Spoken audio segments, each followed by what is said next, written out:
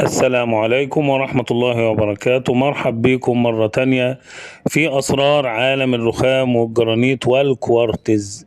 الكوارتز اللي احنا شغالين فيه دايما اللي هو أسباني ومصنع في الصين. مفيش كوارتز بيجي من أسبانيا مباشر على طول، لا هو مصنع في الصين بس شركة أسبانية أو جودة أسبانية. وما فيش حد بيقول كلمة مصنع في الصين غيري، لأن الصناعية ما بيبقوش أصلا عارفين. هم بيروحوا يسألوا الأسباني أهو، إيطالي أهو، لو قلت له حتى عفريت هيقول لك أهو. الكوارتز بتصنع في الصين، الجودة النظيفة في الصين والجودة الرديئة في الصين، وبتصنع في الهند. الهند خامة صلبة جدا بس برضه فيها عيوب تانية، وبتصنع في تركيا.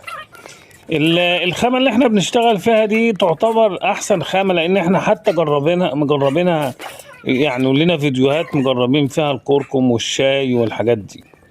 هنتابع الفيديو لحد الاخر علشان نستفيد ونشوف المطبخ بعد ما كمل بقى جميل والحوض بنركبه من تحت بسيليكون العظم، وبنعمل له تخانات رخام. وبنفكركم تعملوا لايك وتشتركوا في القناة وتفعلوا جرس التنبيهات علشان يوصل لكم كل فيديو جديد. بعد كده نشوف بقى المطبخ بعد ما تشطب كده وبقى كويس، ونسمع رأي الباشمهندس محمد صاحب المطبخ ورأي المدام. باشمهندس بقى يا صغنطوط، انت قول لنا ايه رأيك في الشغل الكوارتز؟ لف كده بص هناك ده يا حبيبي يا سيدي، قول لنا ايه رأيك في الشغل، شاور اي حاجة. مفيش؟ لا كده مش هينفع. باشمهندس قول لنا رأيك في الشغل بما انك قاعد معانا من الصبح. والله يا عم خالد، والله شغلك ما شاء الله تبارك الله زي الفل.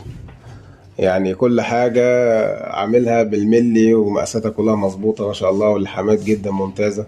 مواعيدك انت اللي كنت بتتحايل علينا عشان خاطر نركب الحاجة، خلصت احنا اللي اخرناك، فربنا يبارك لك يا رب ان شاء الله. الله يكرمك. المدام بقى يا ترى برضه رأيها كده ولا ليها رأي تاني؟ الشغل جميل جدا والله ما شاء الله. شكرا يا مدام. شكرا ليك. شكرا يا باشمهندس.